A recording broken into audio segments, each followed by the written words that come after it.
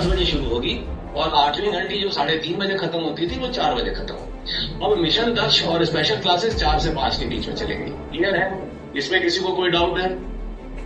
Teacher को सुबह 9 बजे पहुंचवा दीजिएगा स्कूल में। पढ़ाई का तो 10 से 4, लेकिन टीचर्स को जो बच्चे 10 बजे से पढ़ेंगे तो टीचर को 15 मिनट पहले आ जाना चाहिए। यही तरीका है। अरे क्या बात करते हैं? 10 बजे लड़का आकर के बैठेगा और वो 10 मिनट पहले नहीं आएगा।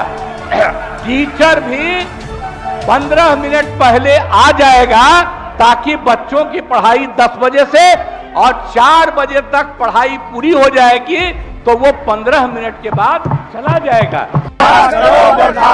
शिक्षकों का अपमान नहीं सहेंगे, नहीं सहेंगे, नहीं सहेंगे। शिक्षकों का अपमान नहीं सहेंगे, नहीं सहेंगे, नहीं सहेंगे। नमस्कार, फ्रंट भारत देख रहे हैं आप और मैं हूं आपके साथ भावना मिश्रा। बिहार की जब बात आती है तो सबसे पहला अगर कोई विभाग जो हमेशा चर्चा का विषय रहा है, मुद्दा में रहा है, वो है शिक्षा विभाग। और आजकल शिक्षा विभाग में सबसे बड़ा नाम आता है के पाठक का। लगातार 3 बार बहाली के बाद शिक्षकों की जो इतनी लंबी बहाली हुई है, उसके बाद के पाठक पर कई तरह के सवाल खड़े किए गए हैं।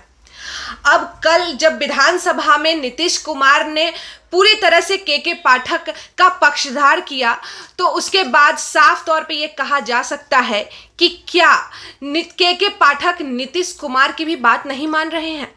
हमारे साथ हैं राजमोहन जी, और राजमोहन जी से हम जानेंगे कि क्या के पाठक इतने सख्त ऑफिसर हैं कि क्या वो मुख्यमंत्री की भी बात नहीं मान रहे हैं? क्या मुख्यमंत्री को भी उनके सामने अपनी बात वापस लेनी पड़ रही है, इसके बाद भी उन्हें झुकना पड़ रहा है?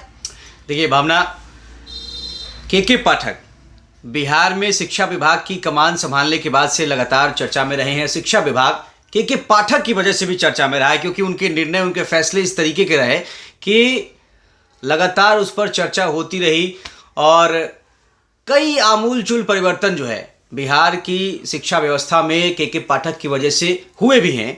कई जगह पर डेस्क बेंच लगने शुरू हो गए हैं, जहां पर पहले बच्चे ज़मीन पर बैठ के पढ़ते थे, और आपने देखा कि कई ऐसे मास्टर थे, कैसे शिक्षक थे जो कभी अपनी ड्यूटी पे आते ही नहीं थे, जो दिल्ली में रहा करते थे, कहीं और रहते थे, और उसके बाद जो है उन सैलरी उठाया करते थे और कमीशन देकर बहुत लोग ऐसे होते कि अपने बदले किसी और को हाजिरी लगवाते हैं। तो ये सब भी बिहार में खूब खेला चला करता था शिक्षा विभाग के भीतर। वो सब के पाठक के आने के बाद बंद हो गया। तो के पाठक की छवि एक कड़क अधिकारी के तौर पर, एक ईमानदार अधिकारी के तौर पर रही है, जिसको आज नीतीश कुमार ने सदन में एक बार फिर से कहा है।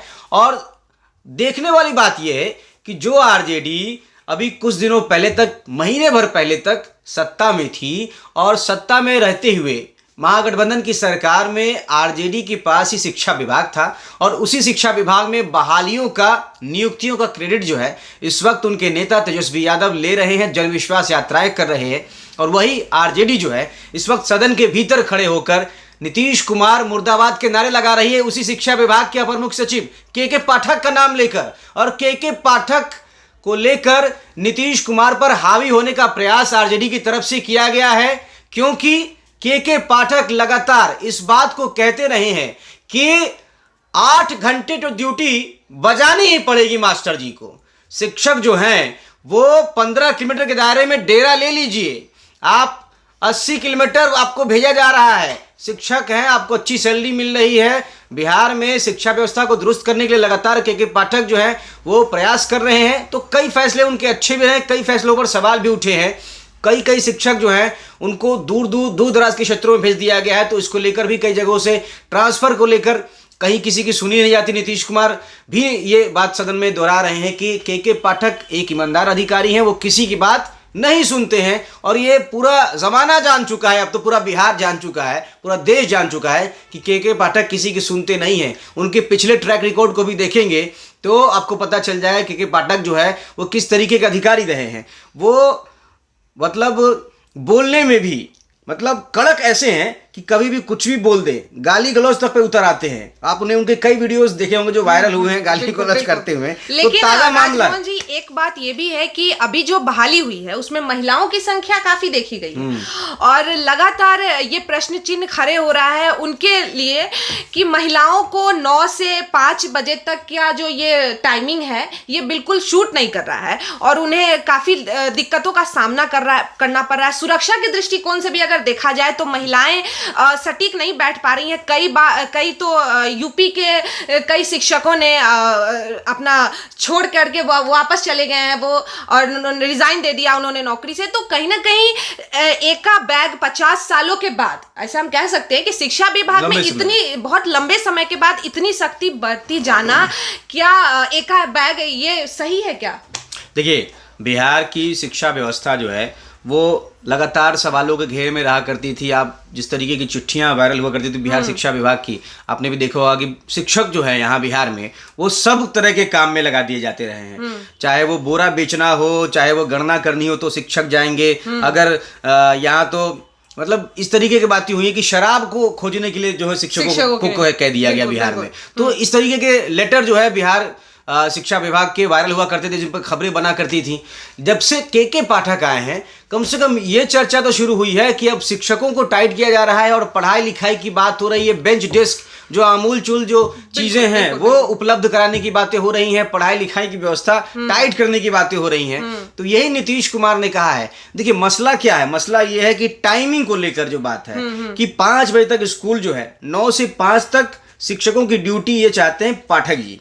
और पाठक जी इसके लिए तर्क जो है पहले भी दे चुके हैं कि भैया 8 घंटे तो किसी भी प्राइवेट नौकरी में भी जाओगे आप तो 8 घंटे तो आपको सेवा देनी ही पड़ती है ना। तो कम से कम 8 घंटे आप शिक्षक हैं, आपको इतनी सैलरी सरकार की तरफ से मिल रही है और इस वक्त के पाठक के आने के बाद एकदम टाइम टू टाइम सैलरी मिल रही है। वो टाइट हो रहे हैं, सख्ती दिखा रहे हैं, तो तनख्वाह भी समय पे दी जा रही है, व्यवस्थाएं भी मास्टर जी लोग को दी जा रही हैं। और जब दौरे होते हैं, आपने पाठक जी के दौरों को लेकर जो खबरें होंगी उनको भी देखा होगा किस तरीके से जब के पाठक दौरा करते हैं तो स्कूल में अफरा तफरी का माहौल हो जाता है। जो मास्टर कभी स्कूल नहीं जाता है वो भी चले जाते हैं। जो मास्टर जी कभी स्कूल नहीं आते, हम तो ऐसे मास्टरों को जानते हैं जो हफ्ते 10 दिन के बाद एक दिन स्कूल जाते हैं, है ना, क्योंकि उनका स्कूल वो तर्क देते हैं कि 65 किलोमीटर दूर है उनका घर और हाजिरी अपने आप बन जाती है, 80 किलोमीटर दूर है उनके घर से, है ना। तो ये जो तर्क है कि महिलाओं को जो है दिक्कत हो रही थी, तो समस्या ये थी कि जब ठंड का समय चल रहा था तो उस समय जो है दिक्कत होती है महिलाओं को सुबह सुबह जाने में, और शाम को चूंकि जल्दी अंधेरा हो जाता है, शाम का वक्त होता है, तो दिक्कतें थी। और दूर दराज के क्षेत्रों में, ग्रामीण क्षेत्रों में जिन लोगों को की नौकरियां थी, जिन लोगों की ड्यूटी बजानी पड़ रही थी, उनको समस्याएं हो रही थी। लेकिन अब तो ये समस्या नहीं है। और 8 घंटे ड्यूटी की मांग जो है वो अगर सरकार आपसे करे तो ये कहाँ तक जो है नाजायज बात लगती है। अगर 9 से 5 स्कूल खोलने की बात है तो इसमें भी नीतीश कुमार ने ये कह दिया था कि 4 बजे तक स्कूल खुलेगा, है ना। नीतीश कुमार ने सदन में पहले कह दिया कि 4 बजे तक खुलेगा। एक चिट्ठी आई थी और उस चिट्ठी के जवाब में जो है नीतीश कुमार को सदन में कहना पड़ा कि 4 बजे तक ही स्कूल खुलेगा। तो कई लोगों ने हमको बताया कि देखिए स्कूल तो जो है 3:30 बजे तक ही चलता है ना, और उसके बाद दक्ष की कक्षाएं चलती हैं, उसको लेकर जो है मास्टर जी लोग रुकते हैं, जो लोग क्लासेस वगैरह चलाते हैं वहाँ। तो ये चीजें हैं, तो कहीं ना कहीं नीतीश कुमार ने तो आधा घंटा बढ़ा ही दिया। अब उसमें भी मास्टर जी लोग जो है कुछ लोग नाखुश थे। लेकिन अब देखिए कि अब तो नीतीश कुमार ने जब ये मामला फिर से उठाया, क्योंकि पाठक जी ने फिर से जारी कर दिया लेटर ना। पाठक जी ने कहा कि भले ही 4 बजे तक क्लासेस चलेंगी, लेकिन मतलब 9 बजे आ जाना है ना, 1 घंटा पहले मास्टर जी लोग को आ जाना है और 5 बजे जाना है, 1 घंटा बाद जाना है छुट्टी के, तब तक उनको दक्ष वाली क्लासेस जो है वो चलानी है। तो ये पाठक जी का आदेश आ गया। अब नीतीश कुमार को ये कहना पड़ गया है कि 15 मिनट पहले मास्टर जी आएंगे और 15 मिनट के बाद छुट्टी के बाद वो चले जाएंगे। तो ये सवाल उठा है कि क्या मुख्यमंत्री की भी बात नहीं मानते हैं के पाठक। बिल्कुल। देखिए, पाठक अपनी मनमानी, अपनी मनमर्जी करने वाले अधिकारी आज से नहीं हैं। उनके आप ट्रैक रिकॉर्ड को देखेंगे तो वो इसी तरीके से वो काम करते रहे हैं। और पाठक जो है वो किसी की सुनते नहीं हैं, कड़क IAS अधिकारी हैं।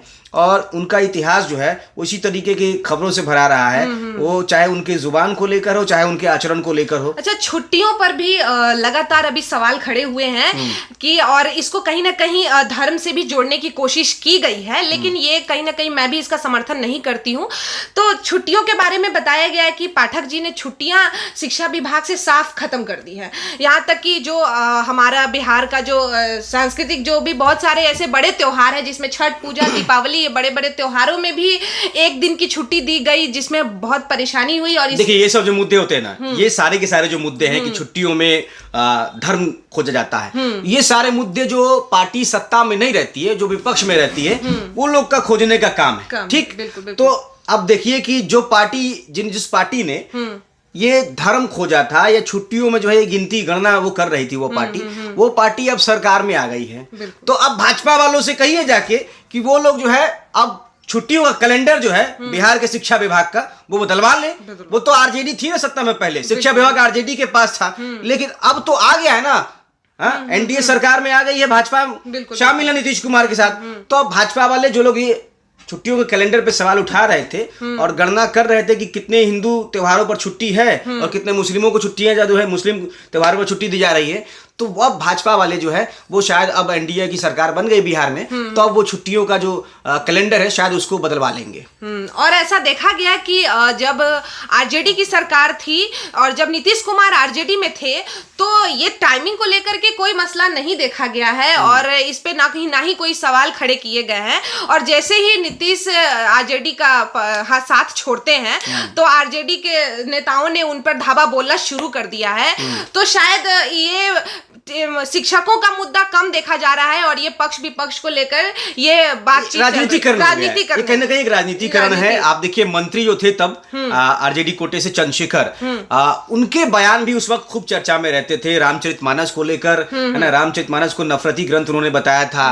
और शिक्षा विभाग में उस वक्त के पाठक और मंत्री जी जो चंद्रशेखर थे, उनके बीच भी मतभेद की खबरें आई थी। उनके एक बहुत ही करीबी व्यक्ति को जो है के पाठक ने खूब बढ़िया तरीके से जो है सेटल कर दिया था। तो वो खबरें भी खूब चली थी कि चिट्ठीबाजी हुई थी और उसको लेकर भी तो के पाठक जो है वो जब मंत्री थे ना चंद्रशेखर, तो उनकी भी नहीं सुना करते थे। तो वही पूर्व मंत्री चंद्रशेखर जो है अब ये कह रहे हैं कि पाठक जी तो अब मुख्यमंत्री की भी नहीं सुन रहे हैं। अच्छा, तो सीधा इसका अर्थ सीधा अगर आप समझ लें कि जब तक के पाठक का शिक्षा विभाग से नाता जुड़ा हुआ है, तब तक शिक्षकों को बिल्कुल भी फाकेबाजी का मौका नहीं मिलेगा। पहले ये होता था, मैं जाती थी, शिक्षक बैठते थे और 2 बजे के बाद शिक्षक स्कूल में नजर नहीं आते थे, स्वेटर भी नाता था। हाँ, ये चला है और ये इससे हम सभी वाकिफ हैं। और अगर आपको नौकरी कर रहे हैं आप और इतनी मोटी तनख्वाह उठा रहे हैं, तो आपको पढ़ाना पड़ेगा बच्चों को, ये बच्चों का भविष्य संवारना पड़ेगा। और कुछ मामलों में अगर देखा जाए तो के पाठक का ये जो स्टैंड है वो कहीं ना कहीं सही भी है और यही बदलाव का एक तरीका भी है। क्योंकि इतनी सख्ती आज आपको इसलिए अच्छी नहीं लग रही है क्योंकि शुरू से काफी शिक्षा विभाग देखिए, जो काम करने वाले लोग हैं ना, जो काम करने वाले लोग हैं, जो पढ़ के आए हैं, जो जिन्होंने बीपीएससी की परीक्षा दी है, जो नए युवा लोग हैं, उनको ये सब बुरा नहीं लग रहा है, उनको ये सब खराब नहीं लग रहा है। ठीक है, वो तो काम करना चाहते हैं, वो 8 घंटे ड्यूटी देने में उनको कोई दिक्कत नहीं है और नियम कायदे कानून मानने में उनको कोई दिक्कत नहीं। के पाठक से उनको समस्या नहीं है। जो काम करना चाह रहे हैं, जो काम करना नहीं चाहते हैं, जिनको फाकेबाजी की आदत लग गई हुई है ना, जो ये समय बेर काटने वाला जो होता है, तो अब जाके इसमें बेर काटने का जो चलन था वो छोड़ना पड़ेगा, तभी जाके बिहार की शिक्षा जो है वो सुधरेगी। जी बिल्कुल। तो ये हमारा चर्चा, जो हमारा ये आज का मुद्दा था, वो चलता रहेगा आपके साथ और मैं भावना मिश्रा बनी रहूंगी आपके साथ। देखते रहिए फ्रंट भारत। नमस्कार।